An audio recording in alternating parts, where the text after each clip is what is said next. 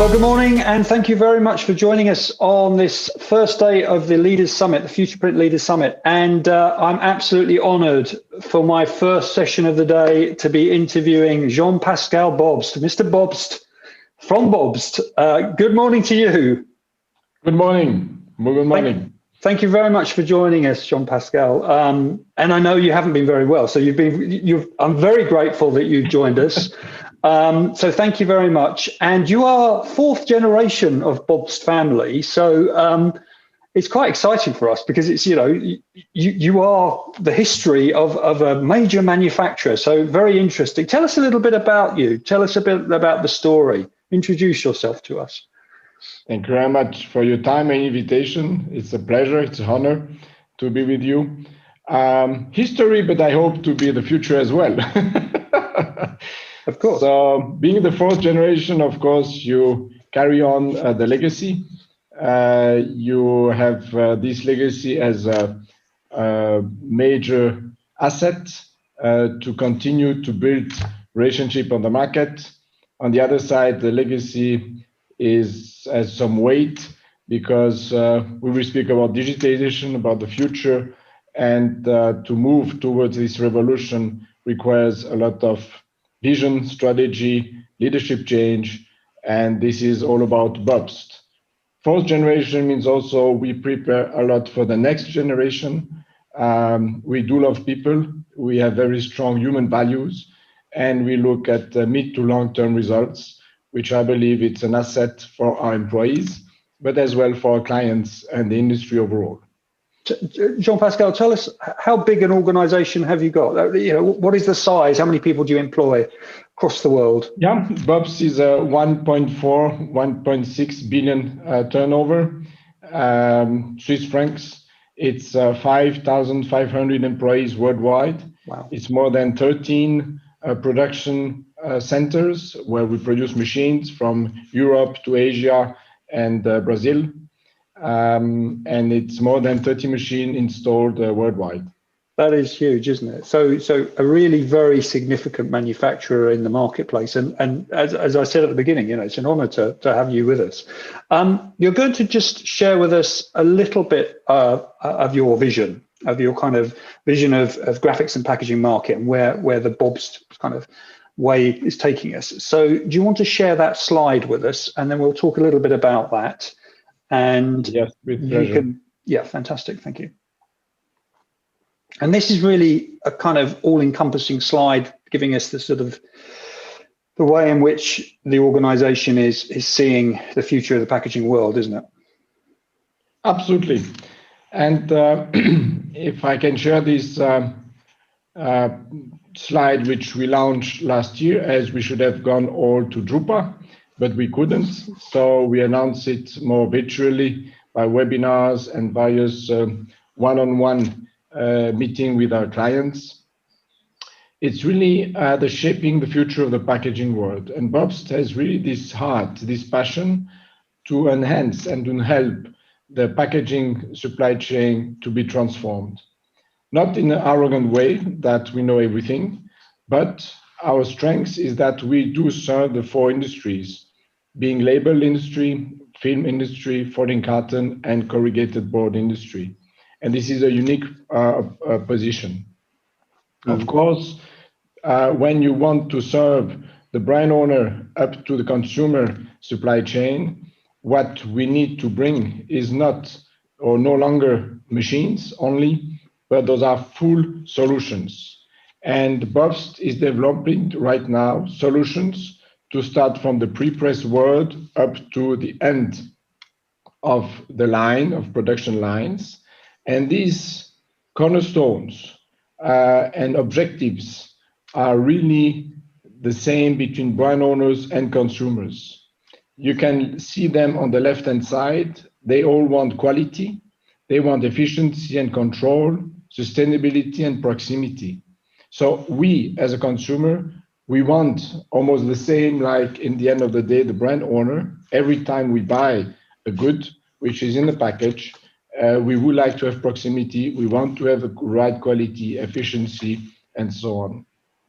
Now, how Bobst can help and support our clients to provide these elements in each box, in each pouch, in each label. And you can see that on the bottom. Our strategy are based on 4 pillars: connectivity, digitization, automation, and sustainability. Each of these streams will be the main strategy of Bobst over the next years to support the implementation of this vision. And the overall architecture, which will help and will be an enabler of this vision, is Bobst Connect. Bobst Connect is an IoT platform, part of clouds, because it's not a proprietary cloud. It will be part of a number of systems on the market, of course. It's a co-petition, but that will be the enabler to connect pre-press to the finished good, to make each box unique, to move from the PDF to the twin PDF with everything which is encompass machine, service, data, connectivity. Sure. In a nutshell, this is our vision and our main driver for the strategy for the years to come. Yeah, thank you very much for that. I think some of us may have seen some of these slides before, but it's good to hear you explain that. I guess what you're saying here is that you're trying as a business to offer the support to the different parts of that customer supply chain in any way that you can, to give them that support they need to help, deliver business in the future. Is that right? Yes, absolutely. We want, as we have very large and comprehensive product portfolio, we speak about more than 130 different type of machines we can sell. Within these 4 industries, we want to come with comprehensive solutions for label, for example, and to start from the creation, from the PDF, until the end of the creation of the label with 100% quality controlled twin PDF. So the Procter & Gamble's or the brand owners in the end can really track and trace every individual label if need be. Of course, because clients don't have only Bobst machines, also competitor machines, and that's why it should be an open platform. So for the clients, we want to help them optimize their production flow on their side with all the different pain points and challenges they will have in front of them, with full digitized presses or machines, hybrid presses or analog presses for the last 10, 15, 20 years. Yeah.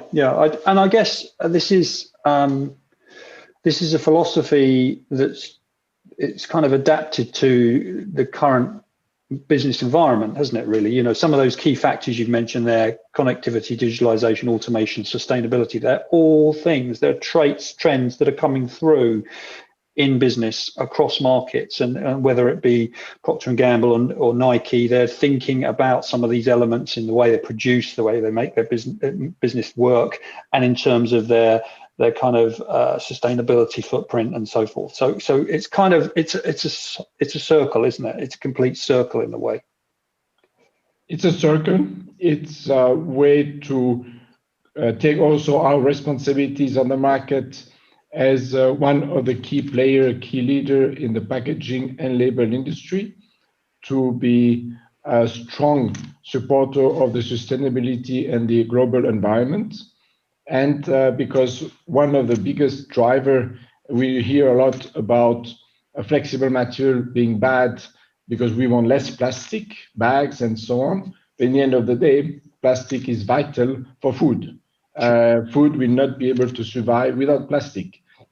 Our contribution is to be part of this new research to have recyclable plastic, and or to have paper, metallized paper, to be able to have recyclable substrate for food, which will replace some of the plastic impact. So we do have responsibility towards society and our clients and the brand owners. And this is what we try to optimize and play and develop in the years to come. Sure. Now, I want to talk a little bit about your. You have a view of the digital market And obviously, as you said yourself, you have machines across a range of products from the analog. You're looking very much at digital, and I'm interested particularly in that aspect. Yeah. So tell us a bit about that vision for the digital market.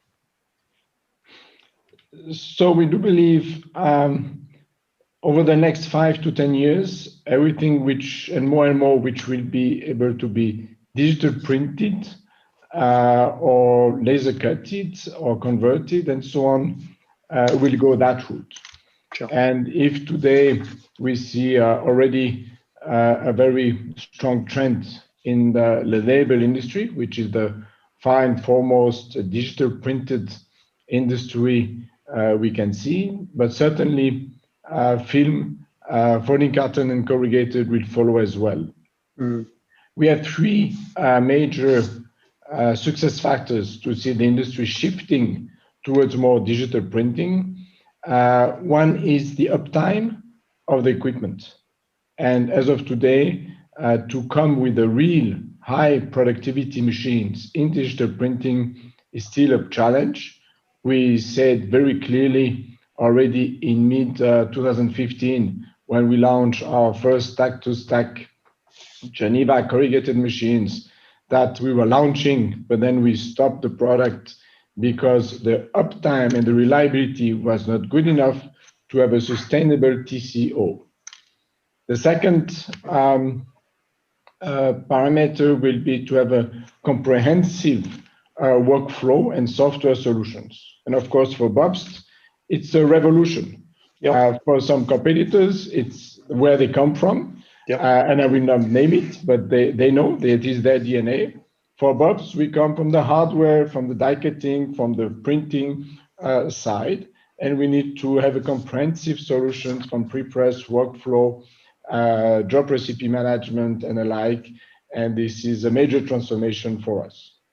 And third is to be able to guarantee the time to market for our clients and come with new business models.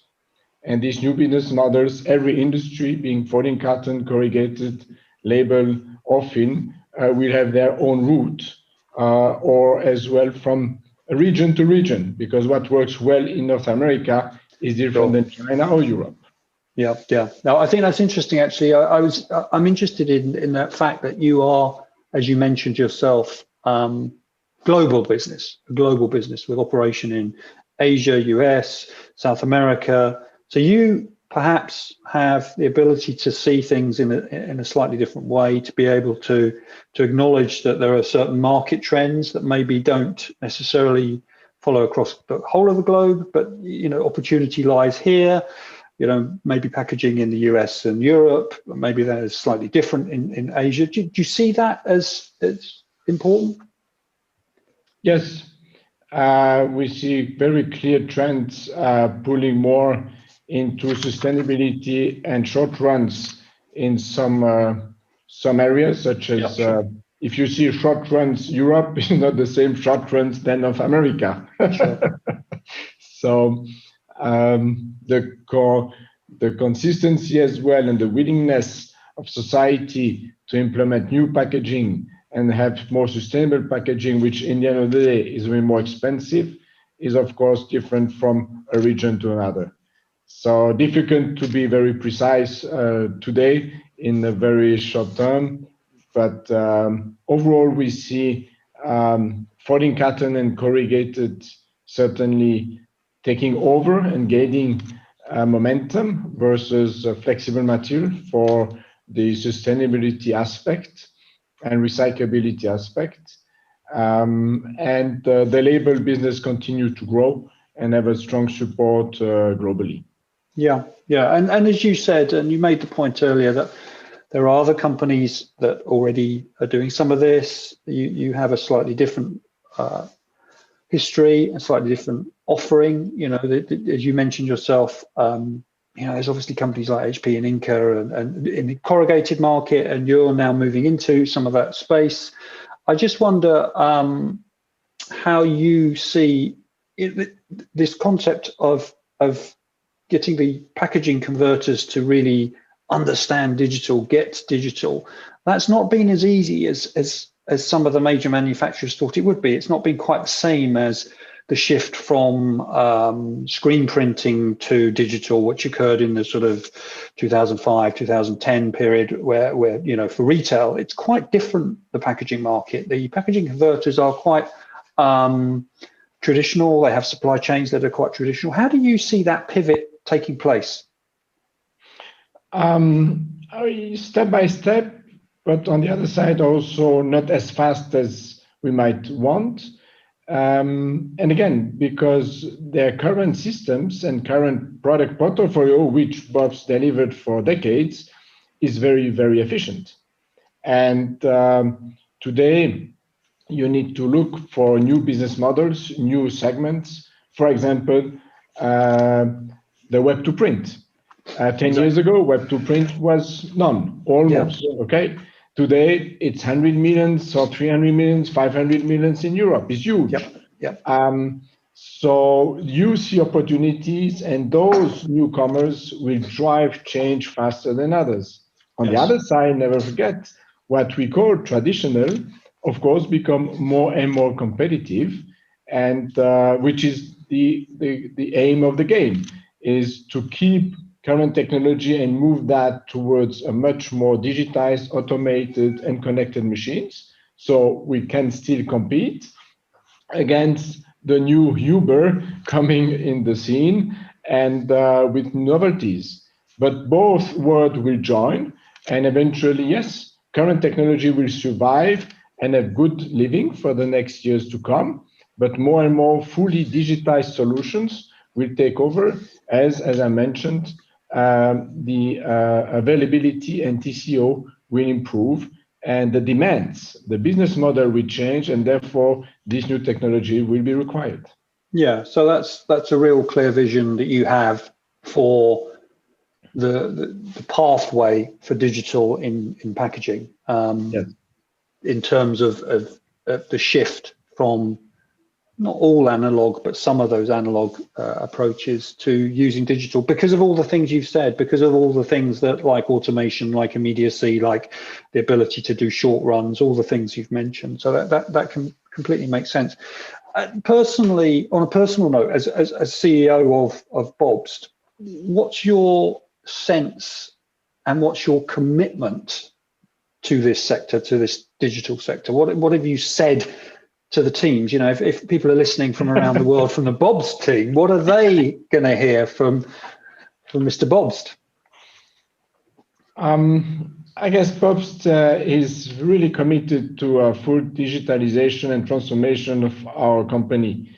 And this vision, we want that at least 50% of products has achieved this vision by 2025. Right. Which represent more than 2% return of sales of investment every year for the years to come. Sure. And this is a massive commitment. Thanks to, you asked at the beginning, family-owned business. Thanks to the family-owned business, we have the strengths, we have the passion, we have the long-term vision to implement this vision, because of course the return is expensive, and we need to demonstrate the return in the end of the day, absolutely. But we do believe that this comprehensive solution will bring the added value to our clients, and in the end of the day, to the brand owners. And that will make Bobst quite unique to support this transformation in the 4 industries. Yeah. And I guess it's also about the relationships with your customers, the partnerships that you have. And I know I was reading something about the organization. It's one of the kind of key strengths. You believe in your partnerships. You believe very much that Bobst and the customer are in a partnership. Yes, it's an investment from both sides, but certainly for Bobst. It's a real commitment. But yes, truly, we want to shape, we want to change. We don't want just to make it slightly better. And for that, you need a full trust, full confidence with clients to fail, to start again, to succeed together, but also to accept failure. And this is what makes our life so interesting and passionate. Yeah, interesting you say that, except failure, because there are businesses that struggle with that sense that you're, as an organization, the people in the organization understand that things can go wrong, and that's not a problem, but we must at least try new things. We must at Yes. least try. Is that Yes. a philosophy you have as a leader? We, as a person, yes, absolutely. As an organization, maybe not strong enough yet, because people are scared to be judged and fail. In Europe, it's also a question of culture. Yeah, that's right. We will be in America. It will be no problem. Great, let's do it go again. for it. Yeah. In Europe, with our DNA and histories, it's so bad. So it's not only a company culture, it's also our root, our soul, our history. Yeah. However, yes, this is what we like to embrace, to take more risk and to try out. Again, I take the Geneva project. We stopped on the corrugated. We are coming now back with a new solution. It's very difficult. People were shocked, I guess clients as well. But I prefer to say we stop, we start again, we learn from, and hopefully with the right solution. Yeah, it's very true and very interesting what you said about the sort of the culture, the difference in culture. There's a guy that I observe on the internet, Simon Sinek, and he talks a lot about successful, innovative businesses really understanding why they do what they do, not what they do, but why they do it. So the sort of the vision, the passion behind that, and if everyone understands the why you do it, then, and if that comes very much down from the leadership, then that's good. Is there a why in Bobst? Is there a sort of statement that you'd say, Bobst, why we do what we do? Because we believe in, or is there something that you would say as CEO of Bobst? Yeah, I guess we really believe by being a leading supplier. When we say leading, it's not in an arrogant way, but it's part of putting first the relationship with people. So putting the human in the center of everything we do to perform, because this is our strong asset. And then, of course, to be number one, number two, because we want to be able to demonstrate and lead the path forward, and therefore financially to have the best profitability. And when you look at, again, the performance of the group financially over the years, if you take out the huge investment we have made in digital, our performance is very, very strong. And that helps us to continue and go through the cycles of crisis, because the last 10 years we had already four crises. Okay. Yeah. Lehman Brothers, two crises of exchange rates, 2011, 2015 for Swiss-based operations, and COVID last year. And when you look again, our numbers of last year are pretty robust. Can we be very happy? No, you can always do better. But we made more than 3% return of sales. Yes. And a small but good profit, net result, while investing more than 40 million Swiss francs per year. Yes. So I think this is strong, and this is my vision, and this is my motto for the people: is people, knowledge, and passion. That's good. That's really good. It's interesting because the point you made is, it's okay. It's great, we're making some profit, but we've reinvested or we've invested.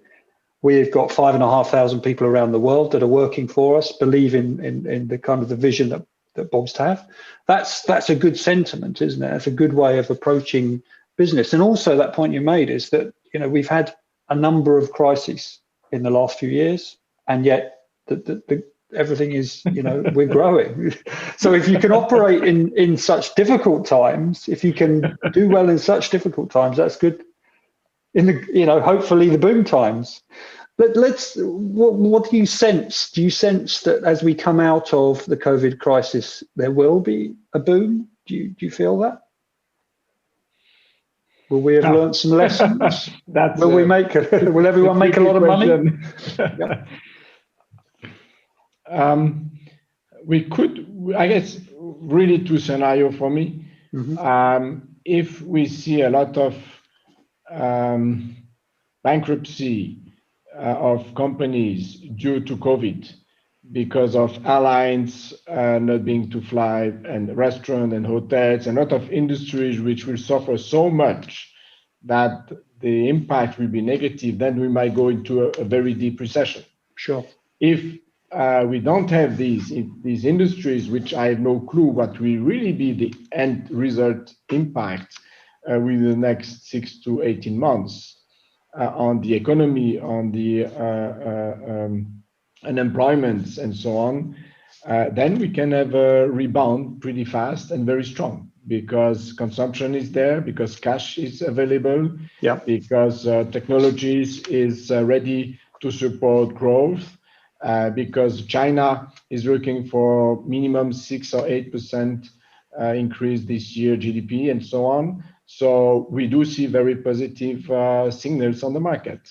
So too hard, too big, too very complex. No, that's really interesting, because you could be sitting in your board with your board of directors and being gloomy and saying, oh, the hotel market, the aircraft market, oh, it's just terrible.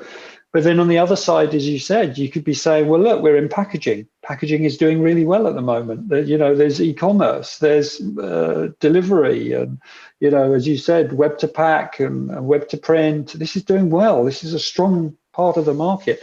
And lots of people who've been have holding their money for a little bit of this COVID crisis. So, they want to go and spend. So hopefully, there'll be a surge, a kind of boom time for a little period. So it's interesting what you say. It's making those decisions, with your board and with the team to work out where to go next. It's very interesting what you say. So I'm glad you put both sides there, because no one really knows, of course. As we come to the end, Jean-Pascal, as I said, I'm very grateful you joined us, because it's given us a little bit of insight into your thinking, not just the sort of the technical side of Bobst, but actually your vision. So thank you for that. Is there anything you would like to say in the final few words about your investment thinking? If imagine we've been at sort of Drupa or Interpack, and you've been standing on a stage talking to the press about the next 2 years, for example, what would you be saying to them now? What would you be saying about Bobst going forward? I will say to my clients, let's be ready to discover a new Bobst, to discover that every semester, every year, Bobst will launch real great novelties, and Bobst will be really fully digitized company by 2025. And this vision of Bobst Connect should be the enabler, the cornerstone of this strategy, while implementing new business models. And we need you as partners, you clients, to help us develop together the right business models per industry. What is right for folding carton, for label, for film, or for corrugated. We know it's different, but we know we are all human. We know very well the full supply chain in each of these industries, and we are passionate to bring the right solution to you. Fantastic. That's really good. Thank you very much for that. Jean-Pascal, I really appreciate you giving us some time. Thank you for joining us on the Leaders Summit, and I hope to catch up with you soon, maybe face-to-face at some point. Me too, I hope a lot, and it was an honor to be with you today. Thanks a lot. Thank you very much.